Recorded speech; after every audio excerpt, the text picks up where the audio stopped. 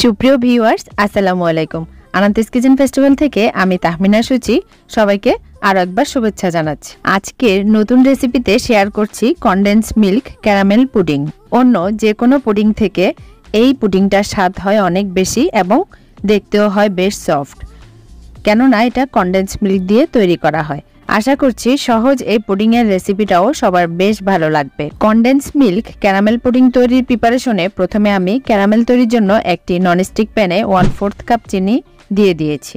এক পাশ থেকে এরকম কালার হয়ে আসতেই চিনির মিশ্রণটা আমি নেড়ে দেব। অতিরিক্ত হিটে ক্যারামেল পুড়ে যায় এবং এর কারণে খেতেও বেশ তেতো স্বাদ লাগে। আমি আমার পছন্দ মতো এরকম হালকা সুন্দর ব্রাউন কালার আসতেই দ্রুত যে মোল্ডে বা পাত্রে পুডিংটা সেট করব তাতে ঢেলে নিচ্ছি। কাজটা খুব দ্রুত করতে হবে। মোল্ডটাকে ঘুরিয়ে চারপাশে ক্যারামেল ছড়িয়ে দিয়েছি এবং এক পাশে সেট হতে রেখে দিচ্ছি। এই পর্যায়ে আমি পুডিং এর মিশ্রণটা তৈরির জন্য 4টা রুম টেম্পারেচারে থাকা ডিম একটা মিক্সিং বোলে নিয়ে নিয়েছি।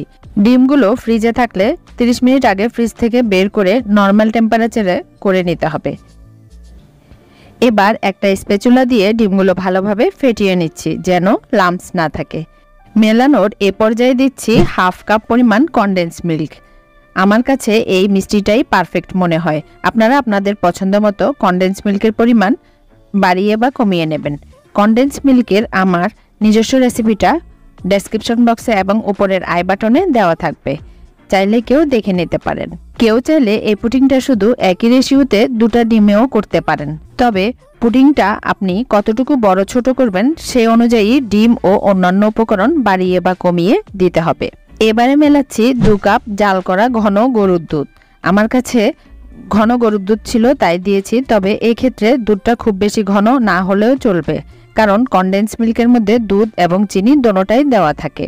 সবকিছু ভালোভাবে মেশানো হলে আমি মিশ্রণটা আগে থেকে সেট করা ক্যারামেল মোল্ডের উপর ছেঁকে নিচ্ছি। অবশ্যই ছেঁকে নেবেন, এতে পুডিংটা বেশ স্মুথ হয়। এবারে এটা ভাপে দিব, তাই একটা ছড়ানো মোটা পাত্রে আগে থেকে পরিমাণ মতো কিছুটা পানি দিয়ে তার উপর একটা কাপড় বিছিয়ে নিয়েছি। কেউ চাইলে কিচেন টাওয়েলও দিতে পারেন, এতে করে মোল্ডটা আর নড়াচড়া করে না। আর উপর থেকে দিয়ে দিচ্ছি একটা স্ট্যান্ড এবং ঢাকনা দিয়ে মোল্ডটা স্ট্যান্ডের উপর বসিয়ে দিচ্ছি। চুলার হিট লোতে রেখে পুডিংটা ভাপে রাখবো 25 থেকে 30 মিনিট অথবা পুডিংটা জমে যাওয়া পর্যন্ত।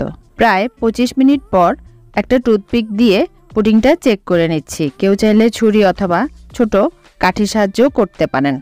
আমার টুথপিকটা ক্লিন এসেছে।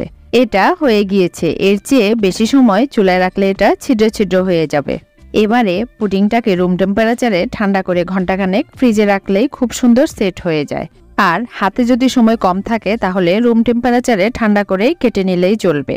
প্রায় ঘন্টাখানেক পর ফ্রিজ থেকে নামিয়ে পাশ থেকে এভাবে ছুরি দিয়ে ছাড়িয়ে মোল্ড আউট করে নিচ্ছি পুডিংটা। মাশাআল্লাহ, খুব সুন্দর কালার সহ পুডিংটা দেখতে বেশ ভালোই লাগছে। ইনশাআল্লাহ খেতেও হবে বেশ ইয়াম্মি। এবার কেটে শেয়ার করছি। পুডিংটা বেশ স্মুথ এবং সফট হয়েছে। আশা করছি সবার বেশ ভালো লাগবে এই রেসিপিটা। আজ এই পর্যন্তই। সবাই অনেক বেশি ভালো, সুস্থ ও নিরাপদে থাকবেন। আজকের মতো আল্লাহ হাফেজ।